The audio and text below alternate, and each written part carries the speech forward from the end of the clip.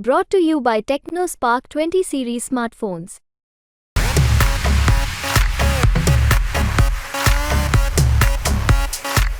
जौनपुर के बाहुबली और पूर्व सांसद धनंजय सिंह, जी हां, धनंजय सिंह को जहां पिछले दिनों 6 मार्च को जौनपुर की एमपी एमएलए कोर्ट ने सजा सुना दी कि 7 साल तक आपको जेल में रहना पड़ेगा।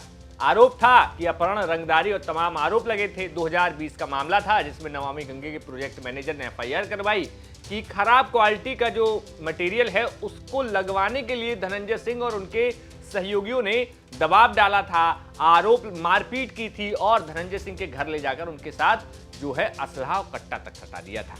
लेकिन अब इस मामले में जहां पिछले दिनों 6 मार्च को धनंजय सिंह के खिलाफ अचानक से एक फैसला आता है कि धनंजय सिंह को 7 साल की इस मामले में सजा होगी, तो उसके बाद धनंजय सिंह को जेल की सलाखों के पीछे जाना पड़ता है। लेकिन धनंजय सिंह को उम्मीद थी कि इस मामले में एमपी एमएलए कोर्ट ने जो फैसला दिया है उसको हाई कोर्ट में चैलेंज करते हुए फिर एक बार चुनावी मैदान में उतर सकते हैं।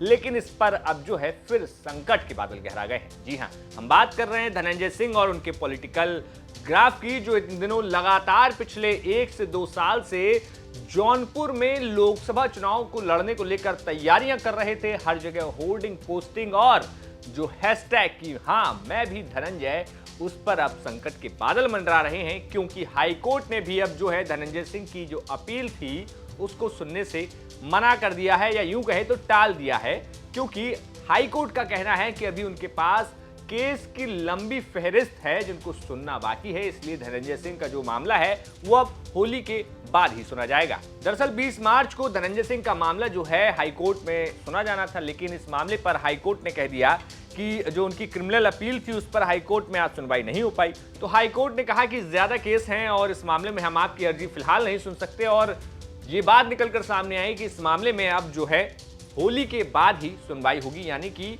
अब मार्च के बाद, यानी कि मार्च के आखिर में या फिर अप्रैल में। लेकिन आपको बताएं चुनाव के समीकरण क्या है। आपको बताएं जौनपुर में चुनाव लड़ने की जो तारीख है वो है 25 मई, यानी कि छठे फेज में, और नामांकन की तारीख 29 अप्रैल से 6 मई तक की है, यानी कि 6 मई तक अगर हाईकोर्ट की तरफ से धनंजय सिंह स्टे लेकर आ जाते हैं और अगर इस सजा को धनंजय सिंह हाईकोर्ट में चैलेंज कर देते हैं और हाईकोर्ट इस मामले को सुनता है, तो जरूर हो सकता है कि धनंजय सिंह इस चुनाव को इस बार लड़ सकते हैं। लेकिन अगर ऐसा नहीं हुआ, अगर 6 मई के पहले धनंजय सिंह के मामले में सुनवाई नहीं होती है, तो अब धनंजय सिंह के लिए बड़ी मुसीबत खड़ी हो सकती है, क्योंकि जौनपुर में जहां भारतीय जनता पार्टी ने कृपा शंकर सिंह को मैदान में उतारा है, तो वहीं अभी तक समाजवादी पार्टी ने अपने पत्ते नहीं खोले हैं। कहा तो यहां तक जा रहा है कि धनंजय सिंह की पत्नी श्रीकला जो हैं वो इन चुनावों में चुनाव लड़ सकती है। लेकिन अगर समाजवादी पार्टी, भाजपा और धनंजय सिंह का खेमा अलग अलग चुनाव लड़ता है, तो ये त्रिकोणीय मुकाबला कैसा होगा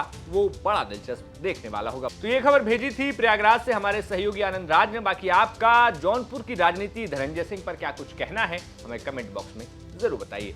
शुक्रिया।